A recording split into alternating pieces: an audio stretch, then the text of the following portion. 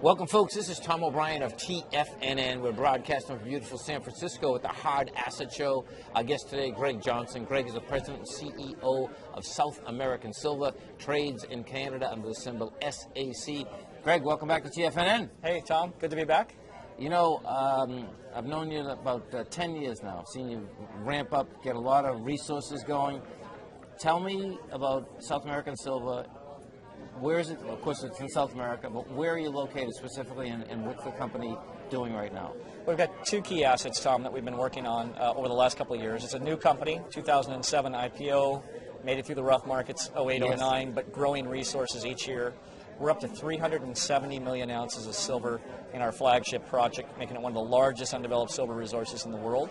That project also contains two high technology metals, indium and gallium. We have one of the largest resources of those two metals. And we're advancing that project to a pre-feasibility stage. So that's been the main focus of the company Yes. to date.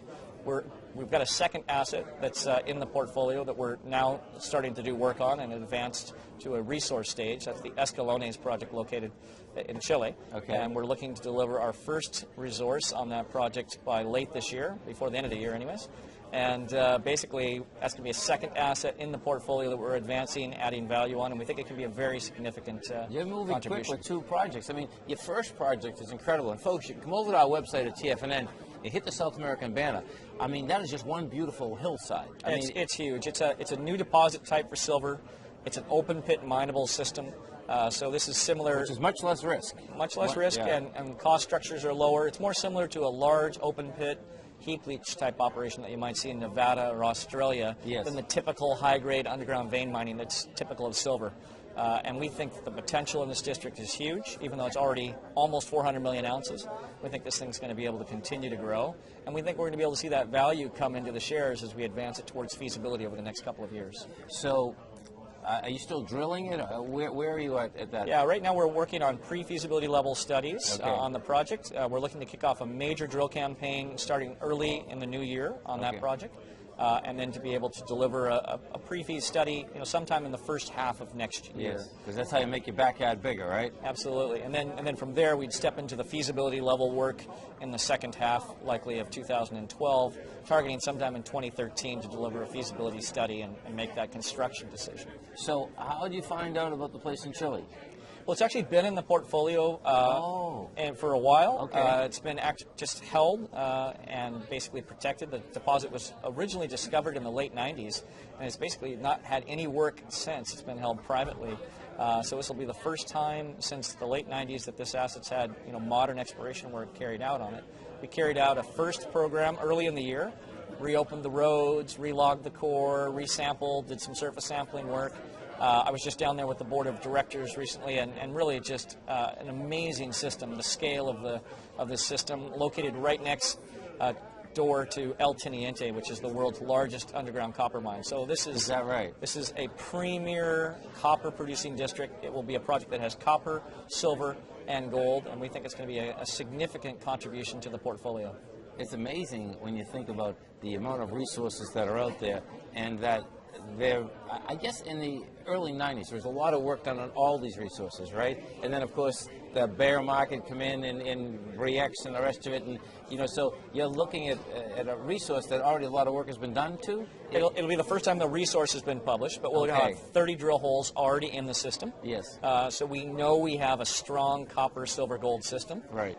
We know geologically it holds together, and we know that with the addition of the surface work we've done, the geophysics, the mapping work, that we can put this together in a three-dimensional resource estimate as a first resource estimate on the project, and then we'll look to take it to a first engineering study perhaps sometime in 2012. Now, you're also a geologist, right? I am a geologist by background, yes. Right. It's amazing, and it seems that between the passion and really understanding, the physiology of rocks, and then the art of it. There's an art of it there too, isn't there? There is. I mean, exploring in these districts, knowing where to explore, where to increase your likelihood of success is really, it's really something that's exciting. It's kind of like nature's puzzle to be able Yes. to go in there and understand where should we put our work, where should we put our focus. But in my experience, if you can work in world-class districts where world-class, very large-scale assets have been found, your probability of having a success that's going to be meaningful for shareholders is greatly increased. Because, of course, if you have what is the first resource that in Brazil? How much? 360 million?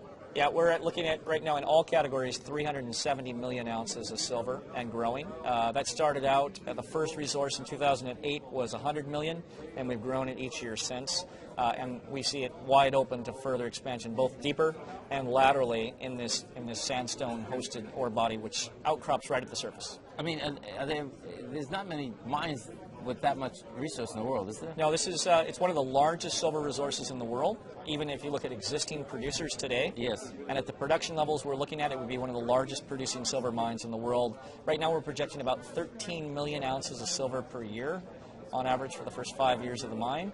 But we believe we may be able to take that to as much as 20 million ounces a year, making this one of the very largest silver mines globally. And I know, you've helped me tremendously in the past understanding what you're paying for ounces in the ground. So when we look at the context of what you're trading at versus what's in the ground, where are we at? Is it pennies, or is it? I think it's important for investors to appreciate, that there is a logic and there's a reason for Yes. valuations in these companies. Sure. And one of the things that investors need to look at if they're going to look at the sector is what stage is my company at that I'm Right. investing in. If it's a Right. producer, investors are gaining that exposure to rising metal prices and hopefully rising profits for the mining company. Yes. At the development stage, investors are being able to produce, they're being able to basically be able to move up in value as the project grows, Right. as the resource expands, as it gets de-risked through the various engineering stages. Yes. And so investors get that exposure to rising metal prices, but they also get that inherent growth of moving a project from early stage to advanced stage.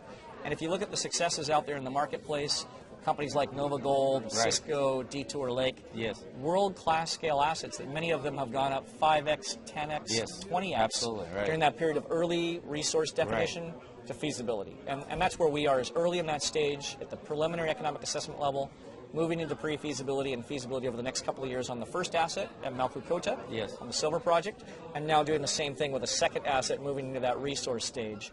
And so we've got all kinds of growth potential built into these the share price here, but already we've got over 4 ounces of silver per share, so it's huge leverage to the metal price in terms of intrinsic value, Right. and an opportunity for this to continue to grow as we move forward. Because you've already tripled the resource, which is just amazing, right? Over just a few short years, absolutely. Yeah. And I guess where resources are, that's where everything is. So the longer, well, not guaranteed, but the more that you do drill out, that backyard could be a lot bigger than anyone realizes. Yeah, I mean, in terms of risk, that early stage exploration before you have a resource is Yes. really, that's very high risk. You Right. don't have any real certainty you're going to be able Yes. to get it to something that's big enough to be economic. Right. Once you've defined a resource that's big enough, holds together, and has enough concentration to be meaningful at long-term metal prices, a huge amount of the technical risk has been removed from the project. Right. At that point, it's really a matter of, do you have access to capital? Does the Yes. team have the experience to be able to move the asset forward, and being able to participate with the market,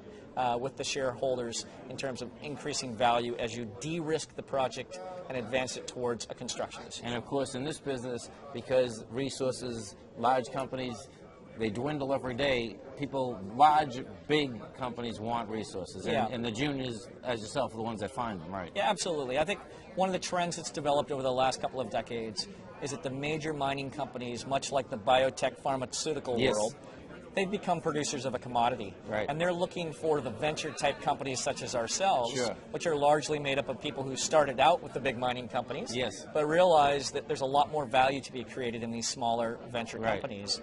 And basically, these teams going out and doing what it used to take a very large company to do, but we Yes. can do today with modern technology, satellites, laptop computers, and Right. experience. Amazing. We can create a tremendous amount of value with a very focused program on these resources. And yes, it's the big mining companies, particularly on the big assets, that Yes. are likely to come along and gobble these things up at big premiums for the investors. And it takes that type And they of need focus. that for growth. Yeah, absolutely. Absolutely. And it takes that for focus. Listen, folks, come over to our website at tfnn.com. You can hit the South American banner, read all about it each and every day. Greg Johnson, great to have you back. Really appreciate the update and look forward to having you back again. Thanks, Tom. I look forward to it. Thank you.